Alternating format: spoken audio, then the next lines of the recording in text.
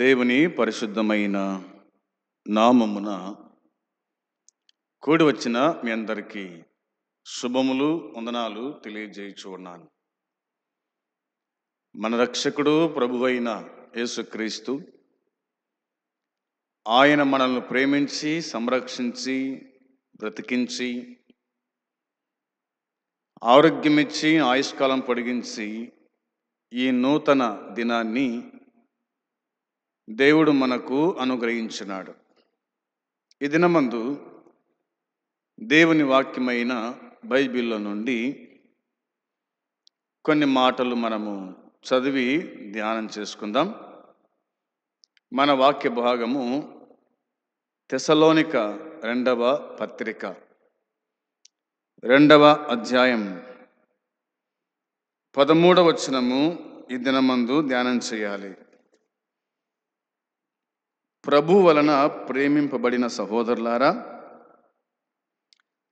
ఆత్మ మిమ్మును పరిశుద్ధపరచుట వలనను మీరు సత్యమును నమ్ముట వలనను రక్షణ పొందుటకు దేవుడు ఆది నుండి మిమ్మును ఏర్పరచుకొనెను గనుక మేము మిమ్మును బట్టి ఎల్లప్పుడూ దేవునికి కృతజ్ఞతాస్తుతులు చెల్లింపబద్ధులమై ఉన్నాము.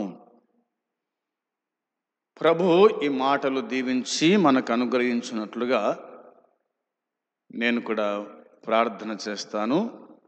ప్రేమగల తండ్రి, కరుణా సంపన్నుడా, కృప చూపే దేవా, నిన్న నేడు ఏకరీతిగా ఉన్న మా తండ్రి, మా దేవా, మీ పాదములకు వందనాలు స్తోత్రాలు చెల్లించుకుంటున్నాం. మేము బ్రతుకున్నామంటే కేవలము నీ కృప వల్ల మాత్రమే అని గ్రహించి నీ సన్నిధిలో చేరి నీకు కృతజ్ఞతాస్తుతులు చెల్లించుచు ఉన్నాం. దయగలిగిన తండ్రి, కూడి వచ్చిన వారిని దీవించండి, బలపరచండి. వాక్యములో నిలకడగా ఉండే భాగ్యము దయచేయండి, కృప చూపించండి. చదువుకున్న లేఖన భాగం దీవించి ఆశీర్వదించండి. యూట్యూబ్ ద్వారా, ఈ మైకు ద్వారా కూడా ఎందరైతే నీ వాక్యాన్ని వింటున్నారో వారి జీవితాల్లో కార్యము జరిగించి ప్రతిఫలం దయచేయండి. నీ నామమునకే మహిమ కలుగునట్లుగా సహాయపడుమని, దీనదాసుని మరుగుపరిచి మాట్లాడుమని యేసయ్య పరిశుద్ధమైన నామమున ప్రార్థించి అడిగి స్తుతించి వేడుకొనుచున్నాము తండ్రి, ఆమెన్. దేవుని వాక్యమైన బైబిల్ నుండి మనము తెస్సలోనిక 2వ పత్రిక 2వ అధ్యాయము ధ్యానము చేస్తూ ఉన్నాం.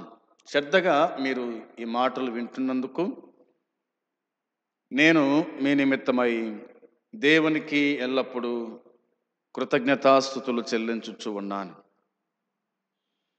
మీరు మాత్రమే కాకుండా ఇంకా అనేకులకు ఈ వాక్యము అందడానికి మీరు షేర్ చేయండి.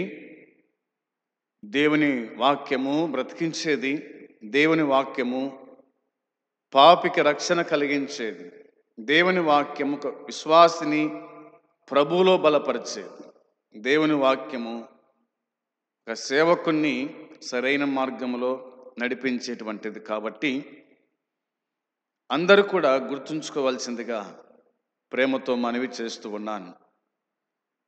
ఈ 2వ అధ్యాయము 13వ వచనంలో మనకు ఒక 4 మాటలు కనిపిస్తాయి.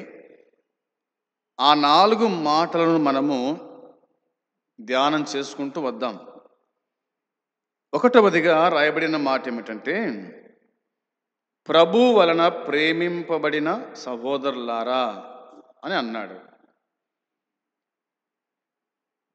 సహోదరులు ప్రభు వలన ప్రేమింపబడిన వాళ్ళు అంటే దేవుడు మనల్ని ప్రేమిస్తున్నాడు.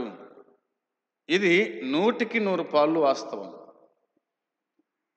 మనము ప్రేమించకపోయినా ఆయన మనల్ని ప్రేమిస్తున్నాడు. ఆయన మనల్ని కాపాడుతున్నాడు. ఆయన మనల్ని సంరక్షిస్తూ ఉన్నాడు. ఆయన మనల్ని పోషిస్తూ ఉన్నాడు. మనకు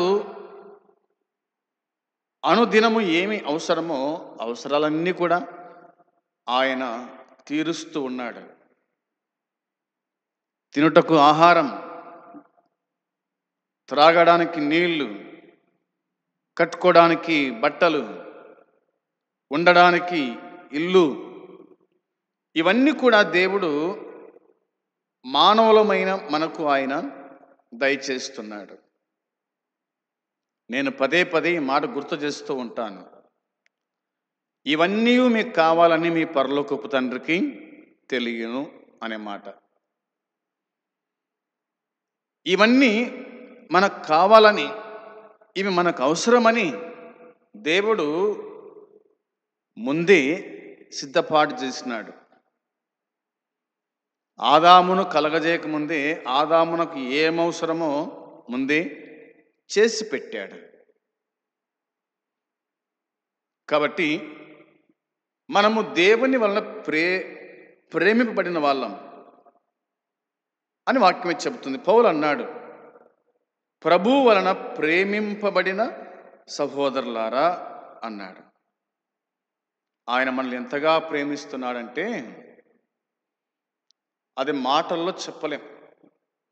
దేవుడు లోకమును ప్రేమించాడు. దేవుడు లోకాన్ని ప్రేమించాడు. లోకములో ఉన్న మనలను ఆయన ప్రేమించినాడు. ఆయన ప్రేమా స్వరూపి, ప్రేమామయుడు, కరుణామయుడు, దయామయుడు అని దేవుని వాక్యం మనకు పరిచయం చేస్తూ ఉంది. ఆయన మనల్ని ప్రేమిస్తున్నాడు అనడానికి మరొక మాట కూడా జ్ఞాపకం చేసుకుందాం. తెస్సలోనిక లేదా కొలస్సీ పత్రిక చూడండి. కొలస్సీలకు రాసిన పత్రిక 3వ అధ్యాయము 12వ వచనం. కొలస్సీలకు రాసిన పత్రిక 3వ అధ్యాయము 12వ వచనం. కాగా దేవుని చేత ఏర్పరచబడిన వారును పరిశుద్ధులను ప్రియులనైన వారికి తగినట్లుగా మీరు జాలిగల మనస్సును, దయాలత్వమును, వినయమును, సాత్వికమును, దీర్ఘశాంతమును ధరించుకొనుడి అని దేవుని వాక్యం మనకు గుర్తు చేస్తూ ఉంది. కొలస్సీ పత్రిక 3వ అధ్యాయము 12వ వచనాన్ని మనము చదువుకున్నాం. ప్రేమను, సమాధానాన్ని, సత్యాన్ని మీరు ధరించుకోండి అని అన్నాడు పౌలు. మనం ధరించుకోవలసినవి ఇందులో మనకు కనిపిస్తాయి. ప్రేమ, సమాధానము, సత్యాన్ని అన్నాడు. ఆ మాట చెప్తూ ఇట్లా అన్నాడు, దేవుని చేత ఏర్పరచబడిన వారును అన్నాడు. మనం దేవుని చేత ఏర్పరచబడిన వారు, దేవుని చేత ఎన్నుకొనబడిన వాళ్ళం. దేవుడు మనల్ని ఏర్పాటు చేసుకున్నాడు తనకు కుమారులుగా ఉండడానికి, తనకు దాసులుగా ఉండడానికి, తనకు స్నేహితులుగా ఉండడానికి, ఆయనతో సహవాసము చేయడానికి ఆయన మనల్ని ఏర్పాటు చేసుకున్నాడు. ఎప్పుడు ఏర్పాటు చేసుకున్నాడు ఆయన మనల్ని అంటే, జగత్పునాది వెయ్యబడక మునిపే ప్రేమ చేత క్రీస్తులో మనల్ని ఏర్పాటు చేసుకున్నాడు. మనం ఏర్పరచబడిన వాళ్ళం దేవుని చేత. రెండవదిగా పరిశుద్ధులను అన్నాడు. ఆయన పరిశుద్ధుడు, మనము కూడా పరిశుద్ధులం. ఆయన పరిశుద్ధంగా జీవించినాడు. పరిశుద్ధుడైన మనం కూడా పరిశుద్ధంగా జీవించాలి, పరిశుద్ధులని పిలువబడాలి. పరిశుద్ధులు, ప్రభుని ఎరిగిన వాళ్ళు పరిశుద్ధులు. పరిశుద్ధులంటే ఇక లోకానికి, పాపానికి దూరంగా ఉండి తన మనస్సును, హృదయాన్ని కట్టివేసుకొని ఇక దేవుని కోసమే బ్రతుకుట. ప్రార్థన, విజ్ఞాపన, వాక్యము, స్తుతులు చెల్లించుట, దేవునిలో నీలమైపోవుట అనేది వాక్యం చెబుతుంది. కాబట్టి పరిశుద్ధులము అన్నాడు. పరిశుద్ధత లేకుండా ఎవడు ప్రభును చూడలేడు. కాబట్టి హృదయశుద్ధి గల వారే దేవుని చూస్తారు. కాబట్టి మనము పరిశుద్ధులము అని అన్నాడు ఆయన. తర్వాత ప్రియులను నైనా వారికి తగినట్లు మీరు జాలిగల మనస్సును అన్నాడు. ప్రియులునైనా వారికి తగినట్లు ప్రియులు. దేవుడు అన్నాడు, ఈయన నా ప్రియ కుమారుడు, నేను ఈయన యందు ఆనందిస్తున్నాను అని చెప్పాడు. దేవుడు మనం చూడగా మనము దేవునికి ప్రియమైన వారుగా కనిపించాలి. ప్రియమైన వారుగా కనిపించాలి. అప్పుడు దేవుడు ఆనందిస్తాడు. మీరు జాలిగల మనస్సును అన్నాడు. మనలో ఏముండాలి? జాలిగల మనస్సు. ఆయన మనసు ఎటువంటిదో మనం ఎరుగుదాము. అవునా? వాక్యం చెప్తున్న మాట అదే కదా. మీరు యేసుక్రీస్తు కృపను ఎరుగుదురు కదా. ఆయన ధనవంతుడై ఉండి మీరు తన దారిద్ర్యం వలన ధనవంతులు కావాలని మీ నిమిత్తము తన్ను తాను అప్పగించుకొనెను. ఎంత జాలిగల మనసో దేవుంది. దేవా నేను పాపిని అంటే క్షమిస్తాడు. దేవా నన్ను కరుణించు అంటే కరుణిస్తాడు. అవునా? నువ్వెంత ఘోర పాపివైనా నిన్ను ప్రేమతో జాలితో ఆయన దగ్గరికి తీసుకుంటాడు. కాబట్టి మీరు జాలిగల మనస్సు కలవారే ఉండండి అన్నాడు. జాలిగల మనస్సు, దయాలత్వము అన్నాడు. దయ చూపించండి. దయాలత్వం, వినయము అంటాడు. మళ్ళా వినయం, జాలిగల మనస్సు, దయాలత్వము, వినయమును, సాత్వికమును, దీర్ఘశాంతమును ధరించుకొనుడి. ఇవి ధరించుకోవాలి.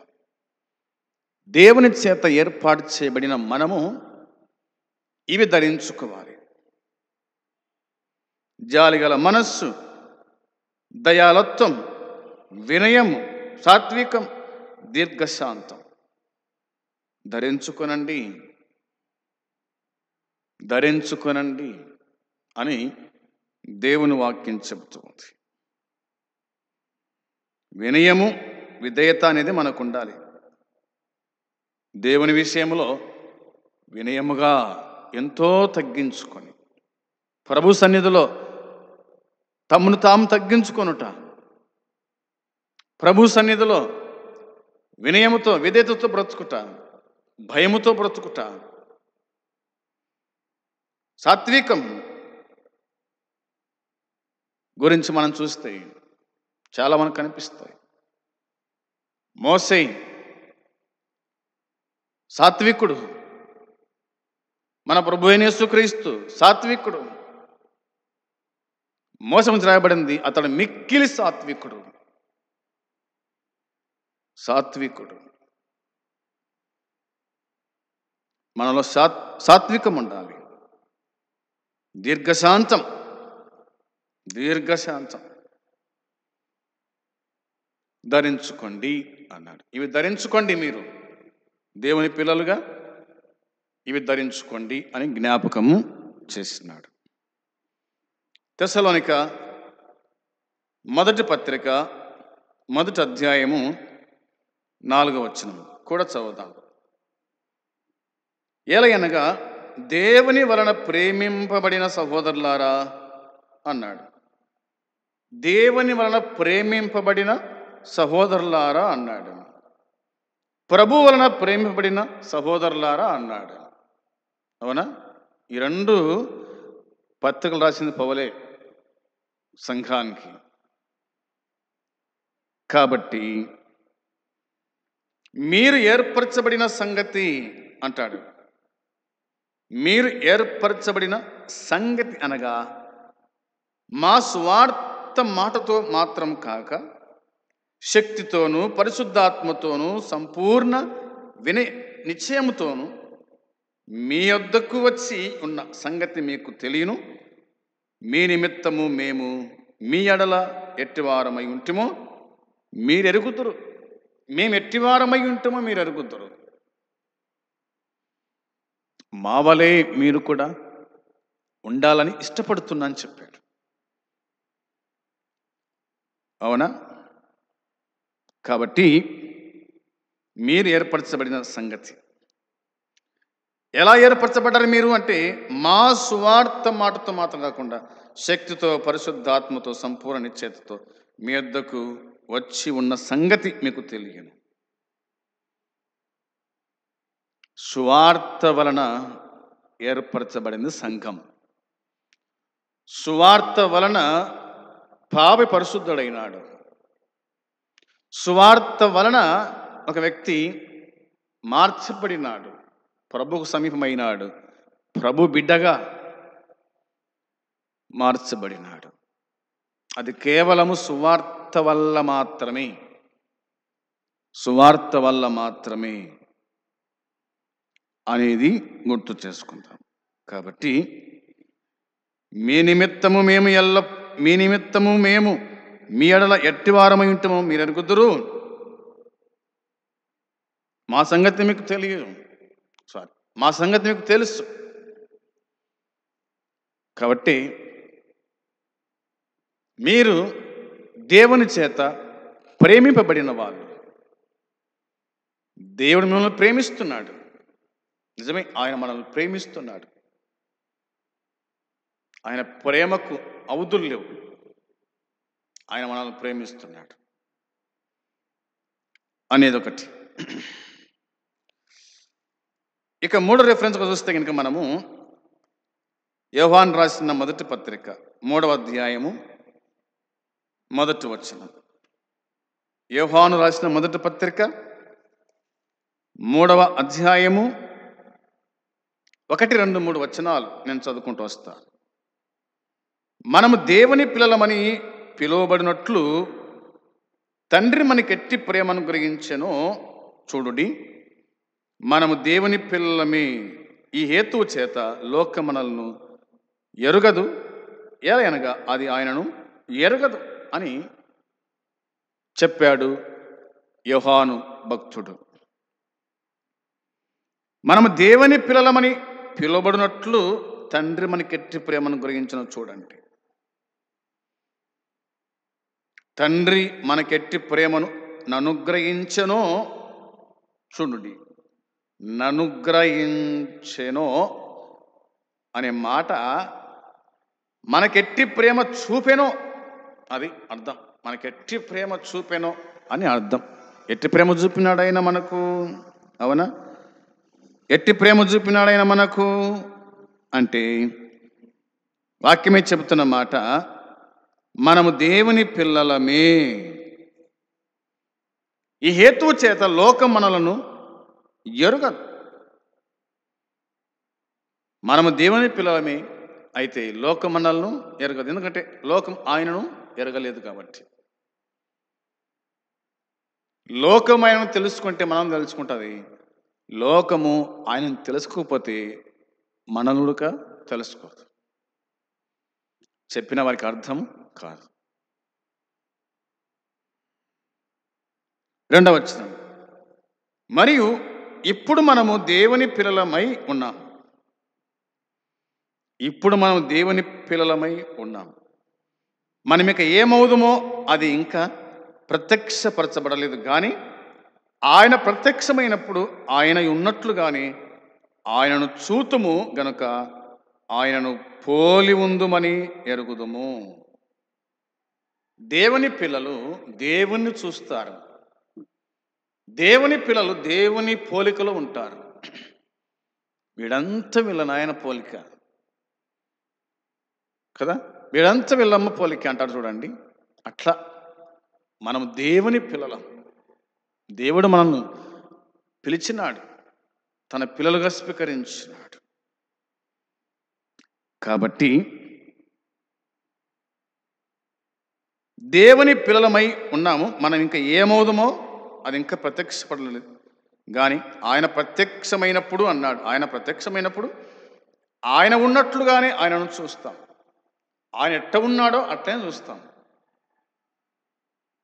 దేవుడు ఏమై ఉన్నాడో, దేవుడు ఎట్లా ఉన్నాడో అట్లా చూస్తాం అంతే, వేరే విధంగా చూడం. అవునా?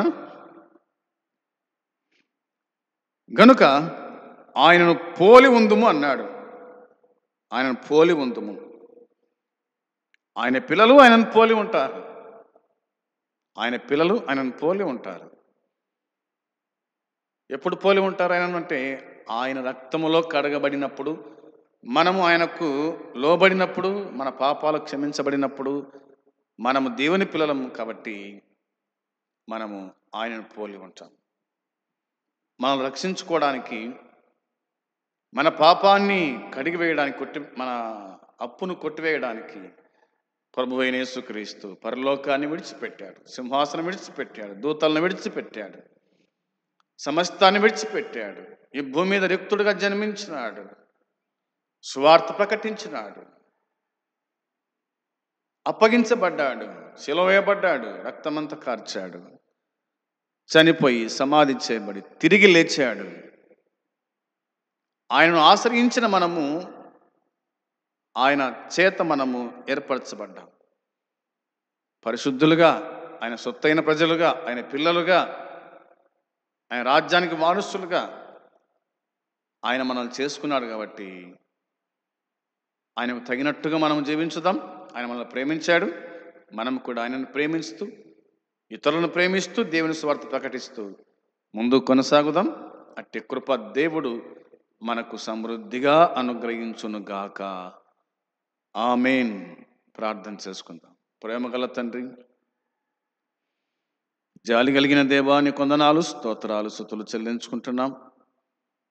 నీ కృపను బట్టి, దయను బట్టి నాయనా, ఈ దినమందు శ్రేష్టమైన సందేశం మీరు అందించినందుకే స్తోత్రము. ఎంతమంది వినగలిగిరో వారి జీవితాల్లో కార్యం జరిగించి ప్రతిఫలం దయచేసి కాపాడి సహాయపడుమని మీకు అప్పగించుకుంటూ మా ప్రభువైన యేసుక్రీస్తు పరిశుద్ధమైన నామంలో అడిగి వేడుకుంటున్నాము తండ్రి. ఆమేన్.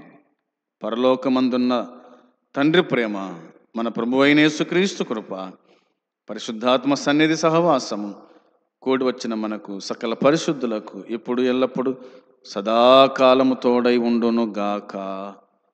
ఆమేన్. మంచిది. అందరికీ వందనాలు తెలియజేయచ్చు.